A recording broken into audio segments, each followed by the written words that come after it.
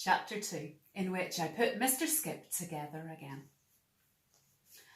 I had to keep Mr. Skip a secret.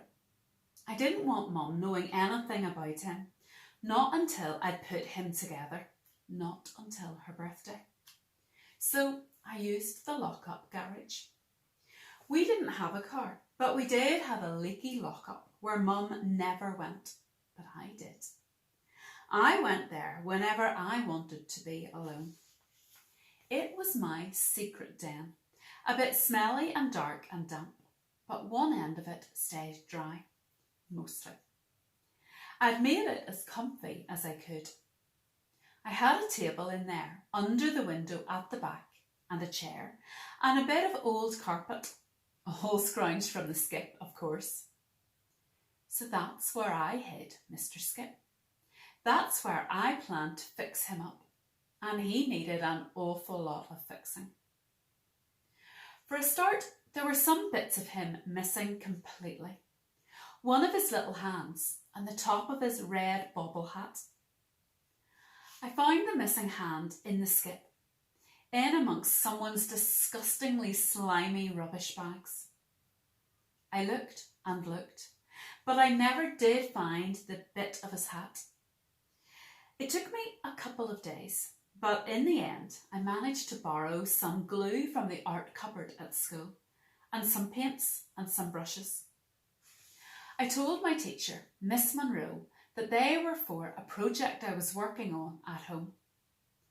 She seemed a little surprised at my sudden enthusiasm for art and asked if she could see whatever it was I was working on when it was finished. "Maybe we could have it in the art exhibition for Parents' Evening, Jackie," she said. But she soon forgot all about it, thank goodness. So now I had all I needed to put Mr. Skip back together again. But I had to work fast. It was now only 12 days till Mum's birthday, and I wanted to make him perfect for her. I wanted him to look just how he must have done before he became all neglected and battered and broken in half. First of all, I scrubbed him down with a nail brush. Then, when he was dry, I glued him back together, top half to bottom half, and I gave him back his missing hand. I filled his holes and cracks with polyfiller and sanded down all his chips and scratches.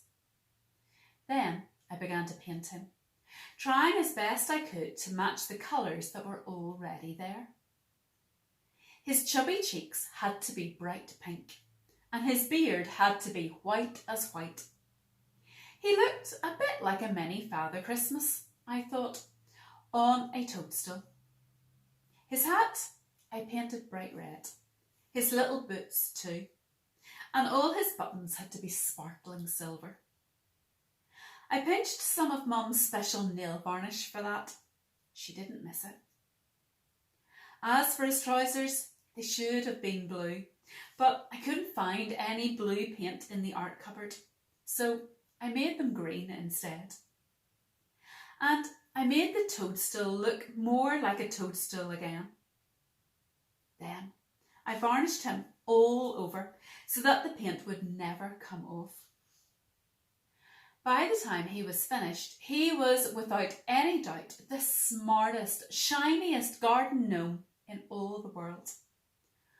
All that had to be fixed now was the missing bit of his bobble hat. In the end, I decided the best thing to do was to cover it up with a real hat. I did a swap with Barry. My Harry Potter sweatshirt, the one Gran gave to me for Christmas that had a hole in it, for his Liverpool red woolly hat, also with a hole in it. It fitted Mr. Skip perfectly, and he looked really pleased with it too. That was the strange thing about Mr. Skip. Every day I worked on him, he seemed to look happier and happier. So happy sometimes that I thought he really might burst out laughing. He never did. I mean, he couldn't, could he? After all, He was only plaster. I knew that. But sometimes, after we'd been alone together in the lockup for a while, I came to think of him almost as a real, live person. I suppose that was why I began talking to him. It just seemed natural somehow.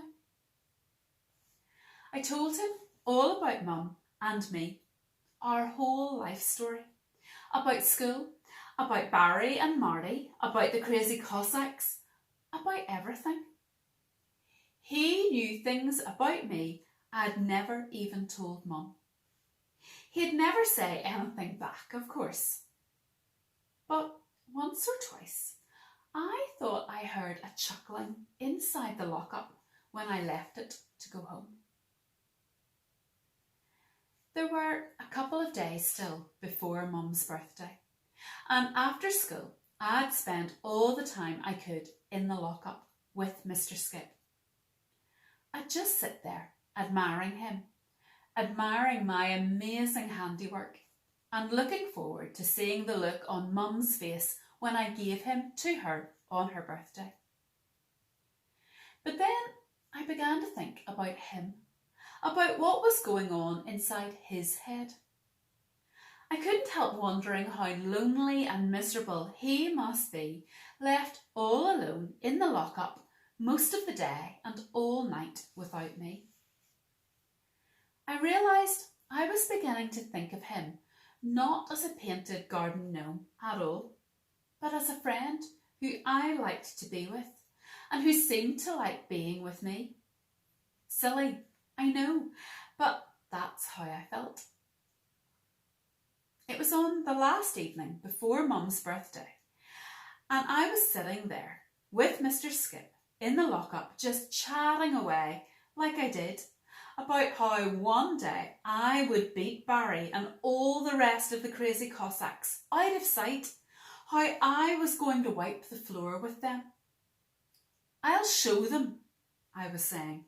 I will too, honest. You watch me. As usual, Mr. Skip just sat there smiling at me and never saying a word. But that was the thing. Suddenly, I found myself almost expecting he would say something. He didn't. So I just went on gabbling. Mr. Skip, do you know what Mum and I want more than anything else? First, we want to build stables for all the horses on the estate so they don't get all cold and miserable in the winter. Then we want to get off this lousy place. We're always going on about it, always dreaming. We'd like a little house of our own in the country where there's green fields all around and hills and big wide skies and no high buildings. And she'll keep chickens and ducks and I'll have my own horse. I don't care what he's like, really. 4 legs and a tail, that's all I want. I'm not fussy, so long as he goes fast. I want to gallop out over the hills, splash through the rivers, jump the hedges. I get all sad sometimes, Mr. Skip, because I know it'll never happen. But, like Mum says, it costs nothing to dream. Dreams are good for us, she says. They keep our spirits up. And she's right too. I can close my eyes whenever I like and be out there in the country riding along, the wind in my face. Wouldn't it just be great? Well, Jackie, do you know what I'm thinking? He spoke. I'm telling you, Mr. Skip spoke. His lips never moved, but he spoke. Words came out. I heard them. He was speaking to me. He knew my name. For a few moments, I was so stunned that I couldn't think straight at all. Mr. Skip went on. Like I was saying, Jackie, I've been thinking that one good turn deserves another. Out of the kindness of your heart, you picked me out of that skip, put me together again, and gave an old gnome a new lease of life. So I'll see to it that all your dreams will come true, and mine too, come to that. I've got dreams of my own, you know. But it's our secret, right? No one else must know about it, just you and me. You never heard me. I never spoke a word, did I? I couldn't say anything. I just shook my head. There's my girl. And Jackie, don't worry. It may not happen just as you think it'll happen, not even as you want it to happen, but it'll happen all the same. Promise. His lips did not move as he spoke. None of him moved. But by the way Mr. Skip looked at me, I knew for sure that he had spoken every single word, that I had imagined nothing. I didn't sleep a wink that night. I kept expecting Mr. Skip to come knocking at my window, or to find him sitting at the end of my bed. I was so tired at breakfast that I forgot to wish Mum a happy birthday. So, to remind me, she hummed "Happy Birthday" very loudly and very deliberately as she buttered my toast. I gave her a big birthday hug and she forgave me. I said I'd give her her present at tea time, and then off I went to school. On the way, I checked the lockup to be sure Mr. Skip was still there. He was sitting just where I'd left him, on the table under the window, not speaking, but smiling.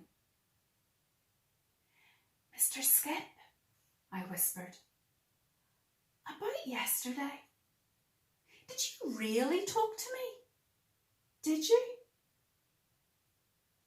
All I heard in reply was the drip, drip of the water as it came through the roof in the corner, and my own tummy gurgling. I hadn't eaten my breakfast. At school, I couldn't think of anything else except Mr. Skip and all he'd said to me. Miss Munro gave me a ticking off for daydreaming, and then a detention for doodling in my English book. We were supposed to be writing a story about a giraffe, and all I'd written was "Mr. Skip, Mr. Skip, Mr. Skip." And I'd done a dozen or more drawings of garden gnomes. "Who's this Mr. Skip?" Miss Munro had said, waving my exercise book in my face. "And what are these drawings, Jackie?" I didn't even know I'd been doing them. "They're not even giraffes, Jackie. They're garden gnomes.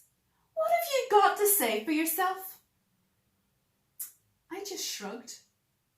She hates it when we shrug.